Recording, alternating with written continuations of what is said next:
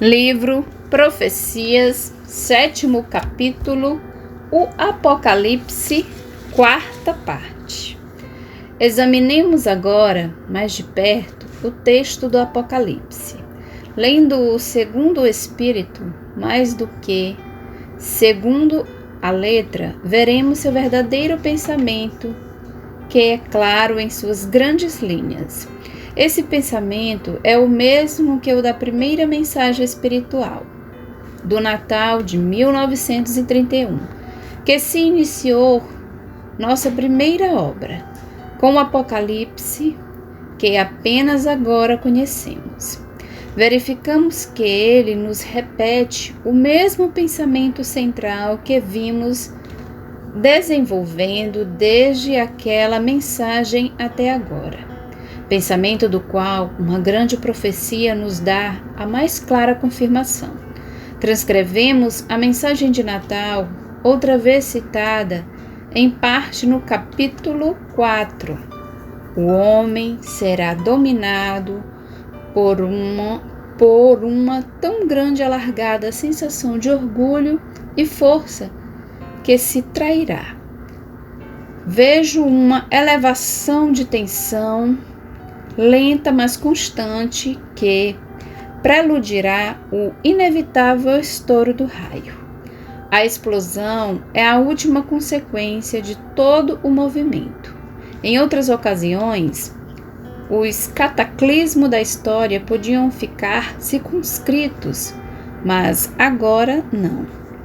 Mas a destruição é necessária. Será apenas destruição do que é forma, incrustação, cristalização de tudo o que deve cair, para que fique apenas o conceito que resume o valor das coisas.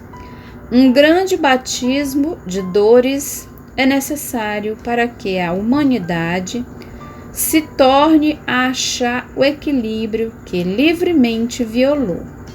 Grande mal, condição de um bem maior. Depois, a humanidade purificada, mais leve, mais selecionada, por ter perdido seus maiores elementos, agrupar-se-á em torno dos desconhecidos que hoje sofrem e semeiam em silêncio e começará renovada o caminho ascensional. Começará uma nova era em que dominará o espírito e não mais a matéria, que estará reduzida à escravidão. Então aprendereis a ver-nos e nos ouvireis. Nós desceremos em multidão e vós vereis a verdade. Para facilitar a sua compreensão, poderemos dividir o Apocalipse em 3 partes. A primeira parte contém avisos às 7 igrejas da Ásia Menor e abrange os 3 primeiros capítulos do Apocalipse. A segunda parte descreve a grande luta entre o bem e o mal até a chegada do prometido reino de Deus. Este é o trecho maior do Apocalipse, o que mais se relaciona conosco, porque toca nosso tempo e o futuro próximo. Vai do capítulo 4 ao capítulo 19. A terceira parte refere-se a um futuro remoto até o juízo final. Vai do capítulo 20 ao capítulo 22, que é o fim. Antes de ouvirmos o Apocalipse, orientemo-nos o caminho da evolução do pensamento religioso humano. Pode dividir-se em 3 etapas e idades. Primeira idade, de Deus como Senhor, é a maior idade anterior a Cristo. Temos um Deus forte, terrível, guerreiro, vingativo, ciumento, protetor apenas de seu povo. É o Deus dos exércitos, deve-se-lhe obediência servil, só pelo medo que inspira, sem compreensão nem amor, por desapiedade Lei de Talião. Época violenta e feroz em que o homem, em seu estado involuído de egocentrismo estreito e de dura insensibilidade, não podia responder senão pelo egoísmo, interesse ou temor de seu prejuízo. Seguindo seus instintos de guerra, nem sabia obedecer, só compreendendo a força e o comando absoluto do mais forte. Só por isso Deus é respeitado, só porque é o mais forte e, como tal, tem o poder de punir. Não fora o mais forte, todos se revoltariam contra ele. Amor e compreensão ainda não nasceram na alma humana. Os povos não podem compreender senão por obediência cega, pela força e pelo terror.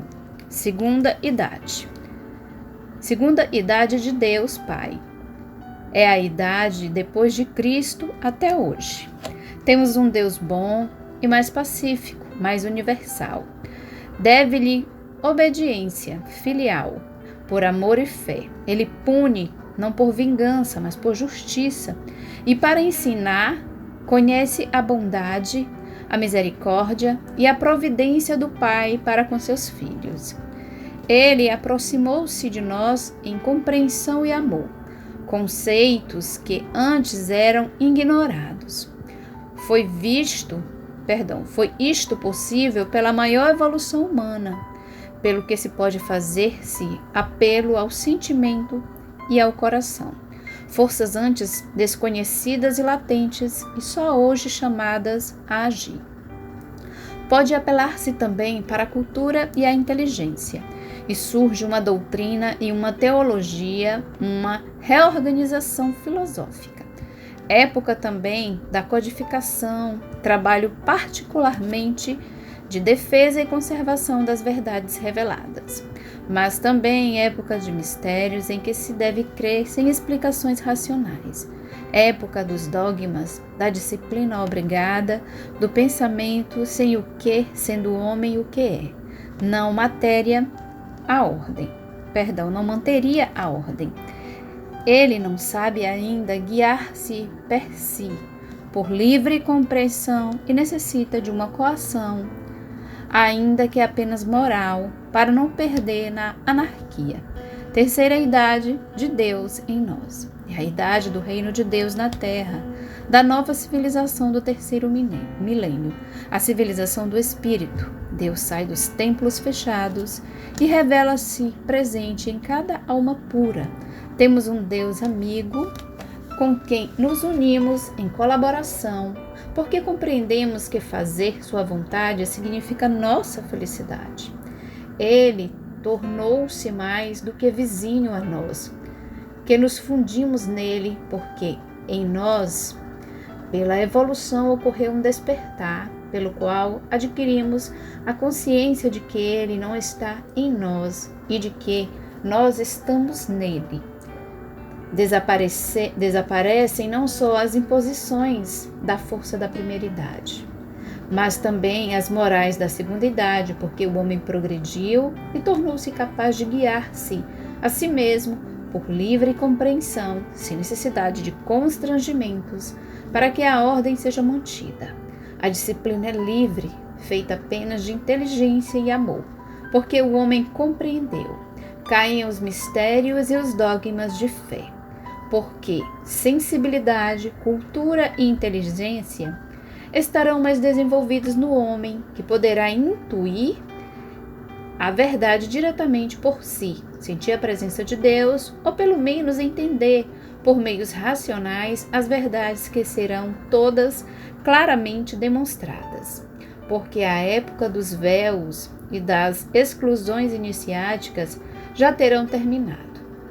Esta será a época da luz do Espírito, do conhecimento, da obediência livre, porque convicta. Por evolução, o reino de Deus nascerá em nós como um despertar. Deus, então, não pune mais, mas cada homem se corrige a si mesmo, pela necessidade de harmonizar-se com a lei, na qual unicamente reside a felicidade. Época da liberdade consciente, da disciplina espontânea, da convicta adesão à ordem de Deus. Esta ascensão é lógica, como é o desenvolvimento de uma semente. Assim se passa do terror da primeira idade à fé da segunda, ao conhecimento da terceira. Passa-se de um regime de força a um de amor, e enfim a um de inteligência e espiritualidade. É um progresso de liberação progressiva que só pode realizar-se quando o permitir a evolução humana. Tudo é função dela. As religiões não podem nem ser mais altas, nem ser mais livres do que a natureza humana, que baixa tudo até o conhecimento de Deus a seu nível. Este último salto para a espiritualização é o grande acontecimento que nos aguarda no fim deste milênio e na alvorada do terceiro. É o grande acontecimento da instauração na terra do reino de Deus. E isto justamente o que nos anuncia o Apocalipse. Conhecemos então o exame da segunda parte do Apocalipse. Nos primeiros 2 milênios, a obra de Cristo na terra foi uma fase preparatória do próximo advento do reino de Deus. Nesta fase, devia realizar-se, primeiro, a experimentação biológica dos novos princípios do Evangelho, para que a vida evoluindo conseguisse aos poucos aprender, e ao menos uma pequena parte a eles adaptar-se.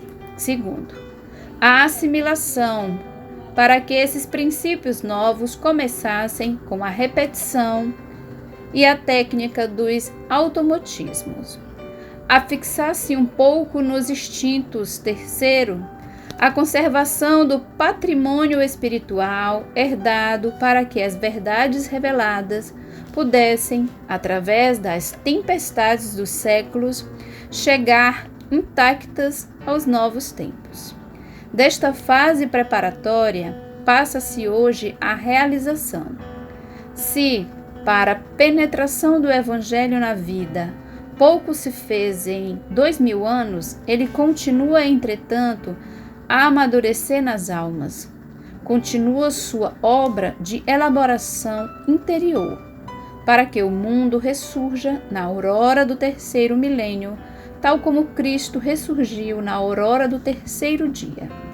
Mas esta vitória dos seguidores, nos quais se personifica o pensamento de Cristo na terra, não é pacífica, é, ao contrário, uma luta gigantesca, a qual, no entanto, é apenas o momento terrestre de uma batalha cósmica em que se agita e treme o universo.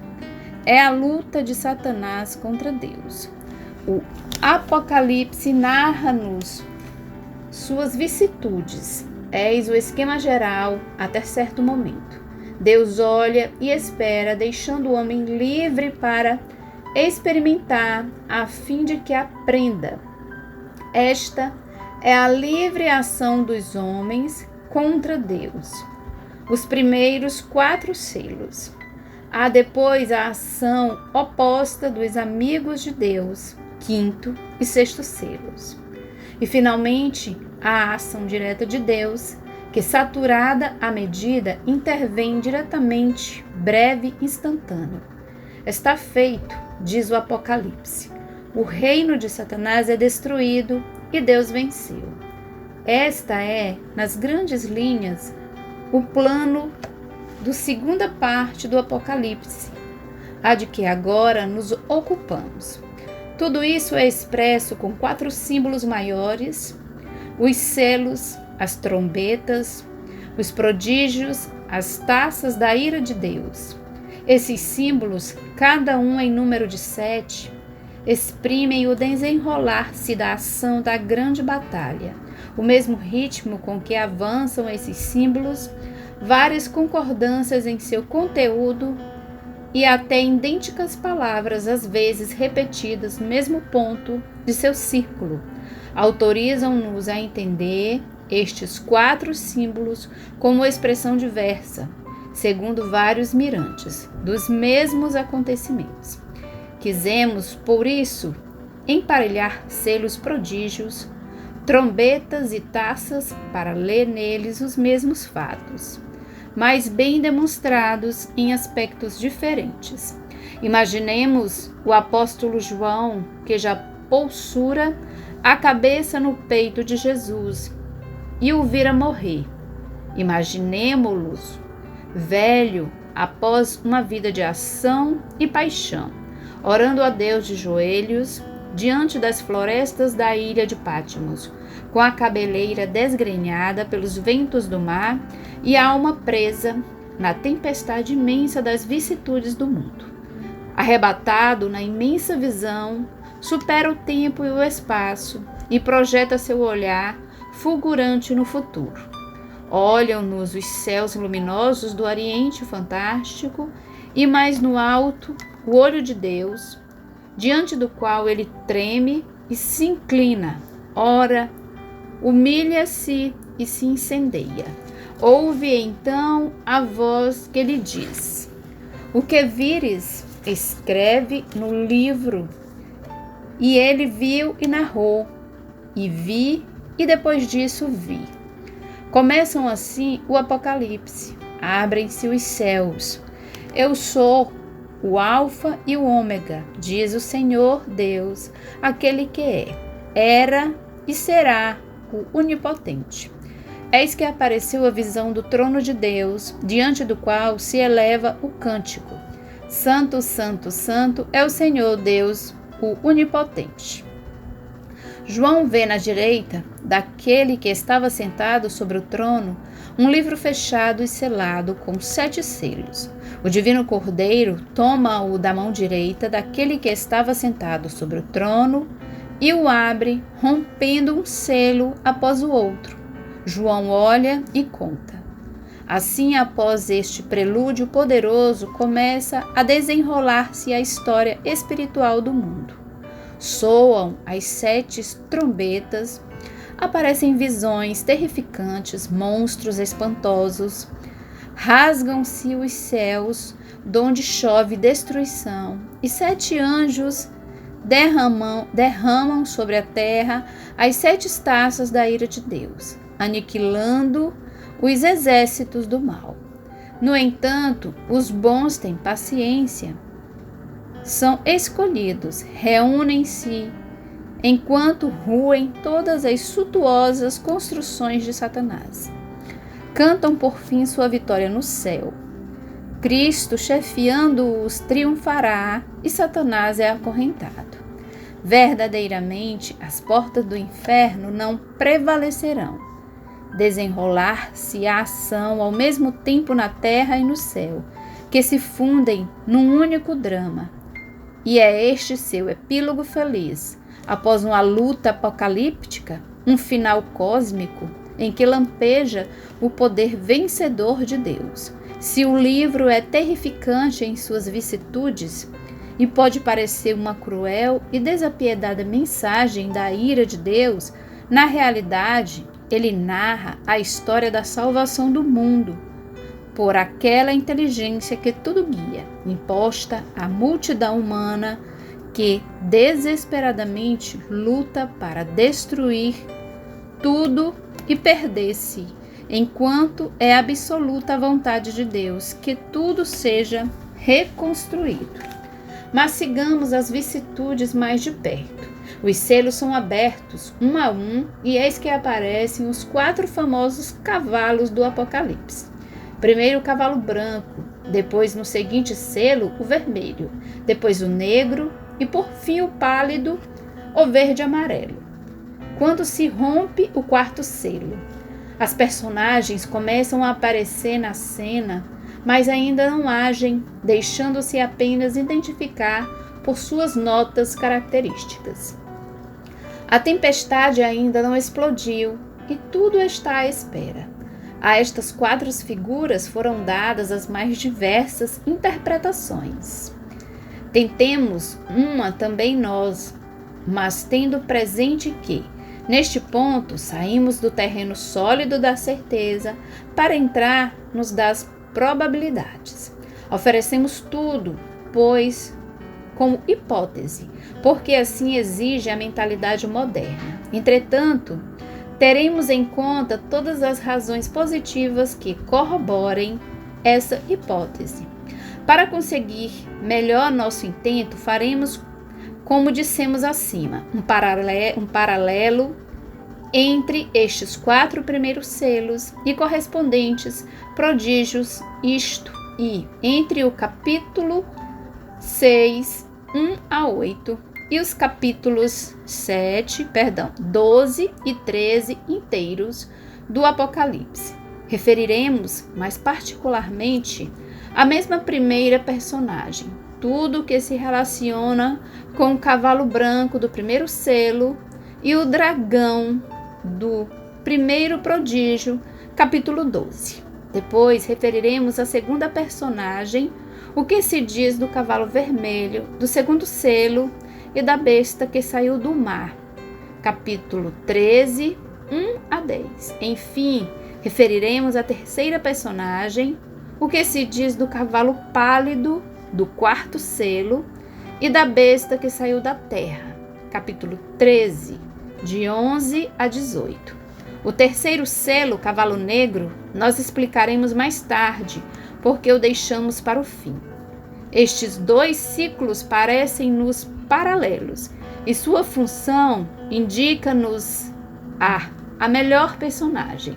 No fim deste seu primeiro período, em ambos os casos, entram igualmente em cena os bons cantando Hosana diante do trono de Deus, e no segundo caso é repetido o número exato, 144.000 dos pré-escolhidos como no primeiro. Tudo isso dá a impressão de que se trata do mesmo acontecimento narrado em 2 formas diferentes. Sem entrar em pormenores, coincidências e razões que cada um pode achar e analisar por si, daremos ao cavalo branco o valor de símbolo do imperialismo inglês, ao cavalo vermelho o símbolo da Rússia soviética e ao cavalo negro o da Alemanha de Hitler, e ao cavalo pálido o dos Estados Unidos da América. Esta interpretação tem a vantagem de referir-se ao momento histórico atual, que é o que mais nos interessa. Vejamos agora nos selos os 4 personagens em pé até a última guerra mundial. Nos prodígios, o ponto de vista seria em relação ao nosso atual presente, em que o cavalo negro ou a Alemanha do eixo desapareceu porque caiu e foi aniquilado. Só permanecem de pé os outros 3, isto é, Inglaterra, Rússia e Estados Unidos, que achamos nós 3 prodígios na forma de dragão, da besta que saiu do mar e da besta que saiu da terra. Estes 3 potenciais são hoje as senhoras do mundo e guiam os acontecimentos.